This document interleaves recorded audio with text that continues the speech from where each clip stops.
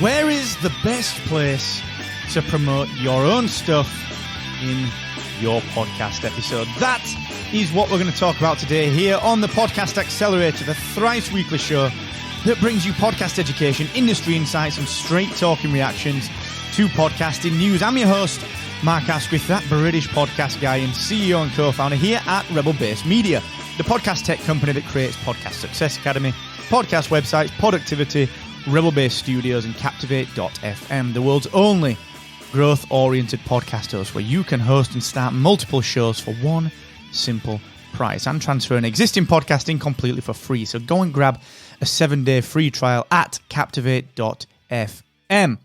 So you've got a sponsor and they pay for a pre-roll. So sure, you got to do a pre-roll. But what about selling your own stuff? Where's the best place to talk about that during an episode? Well, I'm going to dig into that in just one moment after I give a 2-second shout out to the team at AWeber who are still giving you 90 days to try their email marketing platform to grow and help to monetize your podcast audience. It's the best way to engage with your listeners and to build that relationship and rapport. So please go and get 90 days completely for free at markasquith.com/AWeber. So like I said, look, you got a sponsor. I get it. Okay. They've paid for a pre-roll. You got to give them a pre-roll, okay? So you got to put their ad before anything else. But what about if you sell your own stuff? Where's the best place to talk about that during an episode? Well, it's a bit of an odd one, to be honest with you. It's sort of a bit of a trial and error thing, but it's something that comes up quite often because you see so many people, quote-unquote, sponsoring their own podcast. Now, I experiment with the Podcast Accelerator on this. I expect to be tweaking things. I'm always upgrading things and changing things and, kind of placing ads and placing reads in different positions. You'll notice today that I actually slightly changed the introduction. So I've kind of top and tailed that introduction with what you can expect from the show so that you can instantly decide, is this episode something that I want to listen to? Or actually, am I going to skip this one and come back on the next episode when Marco's talking about something else? It's all about experimenting, but ultimately what you've got to understand is that, look, if you're sponsoring, quote-unquote, sponsoring your own show with your own products, you've kind of still got to put yourself first. Now, I was kind of pondering this one because there are two trains of thought on it. And the first train of thought is that actually your content should come first, which it should. In terms of planning, in terms of quality, of course, content should come first. But we also know that people skip ads. We also know that people don't listen right to the end of a podcast episode. And in particular, when they feel like the content is at an end and kind of the rest of it is just like the post-amble, you're just kind of ambling through some of the stuff like I do at the end of this, maybe people aren't listening quite enough to that.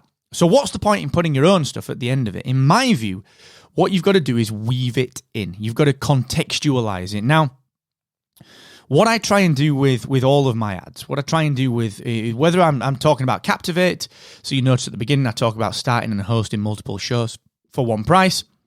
Of course, I'm talking about a podcasting product, so I can kind of just quickly get a sentence in at the beginning. That's my own stuff.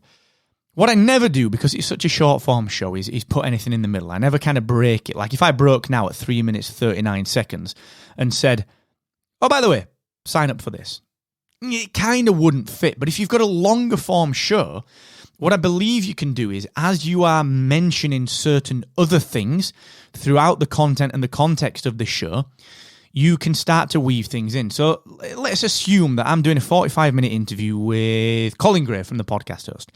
And Colin is talking about podcast hosting. I might start to say something like, yeah, Colin, that's an absolutely wonderful point. And by the way, guys, if you're wondering where to host your podcast, go and grab a 7-day trial of Captivate.fm completely for free.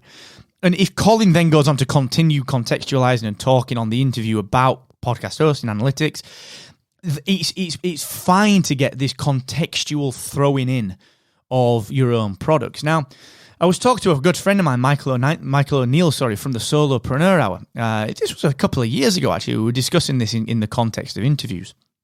And Mike was saying to me that what he tries to do is that he kind of adopts the same approach for his own stuff that he does for other people's products and services. So let's assume that you interview someone about their new book. All right. So at the end, what most people do is they'll say, well, where can we find you online? That's right at the end of the podcast. It's pointless because people have taken what they need from it. So that person's not going to get that much exposure from it. They're not going to get many click-throughs from it because you're asking for that information about where the heck do I find you online. You're asking for that right at the very, very end.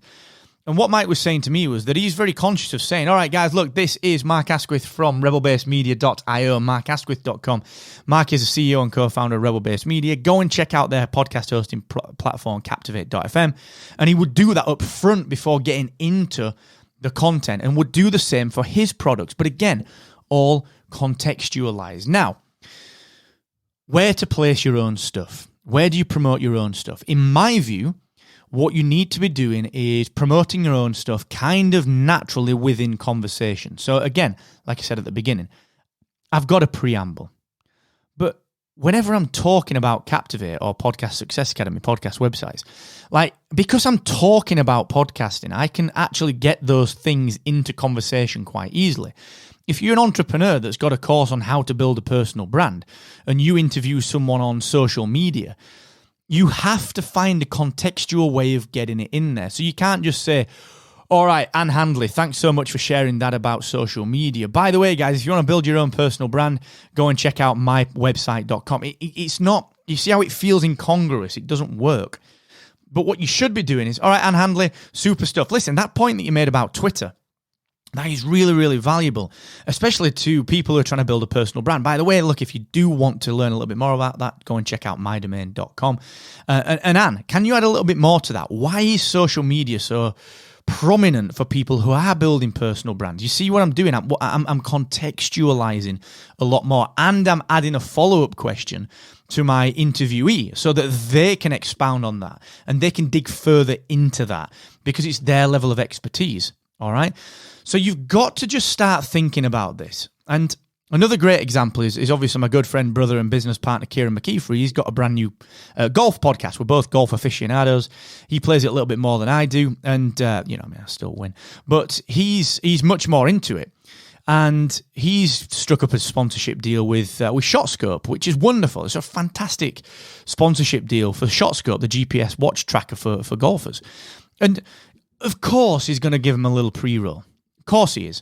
But what he's also going to do is we're going to do a work on some really interesting content around it. But even just smattered throughout his content, he's going to be obviously throwing in things like, look, I was playing and my shot scope told me that I had 50 yards to go. Rather than just saying I knew I had 50 yards to go, he's going to be contextualizing that sponsorship with, well, yeah, my shot scope said I had 50 yards to go. That is much more contextual, all right? And if it's your own product, you can do the same. Yeah, so, I was working on revamping my podcasting course the other day. And by the way, if you want information on that, go and check out markasquith.com, click on Podcast Accelerator. And it got me thinking about such and such. And that is how I could frame my own product. That is how you can frame your own product. So, the question that I'd asked was, where is the best place to promote your stuff in your own podcast? Well, look, you can chuck a pre-roll in. Of course you can. Some people get battered. I got battered on Podcasters Roundtable a little bit by Evo. Evo, if you're listening, bro, much love as always. But it was, it makes you think. Maybe my listeners want something a little differently from me. And you've got to adapt and develop. You can't be like back on your haunches and just stubborn about these things. You've got to say, well, look, here's some feedback. Maybe I need to tweak things. Maybe I need to change things. So listen, be careful with what you do, but remember that your listeners do value you. So by giving them all this free content, you do earn enough brand equity to be able to take something back in the form of letting them know that you are maybe selling something, all right? It's all right to do that. Just make sure you take in disproportionately low proportions to what you give, all right? You can't put a 7-minute ad in a 15-minute podcast. The proportions are off. Put a 30-second ad or a 1-minute ad in a 15-minute show, you're kind of all right, okay? So just think about that. It's very, very interesting. And, of course, thank you for joining me. It's always a pleasure. If you're enjoying the show, please go ahead and tell your podcasting friends that the show is available to listen to for free in any app that supports podcasts. And if you're wondering what the best next step to take for your own podcast is, well, go and take 5 minutes to take our 5-minute podcaster survey over at rebelbasemedia.io/grow. It's going to tell you which one of the 4 big challenges that you are facing It's going to tell you, and it's going to tell you how to overcome them. So please go and check that out now, rubblebasedmedia.io/go. And until next time, thank you so much for joining me. And never forget, the more you expect from yourself, the more you will excel.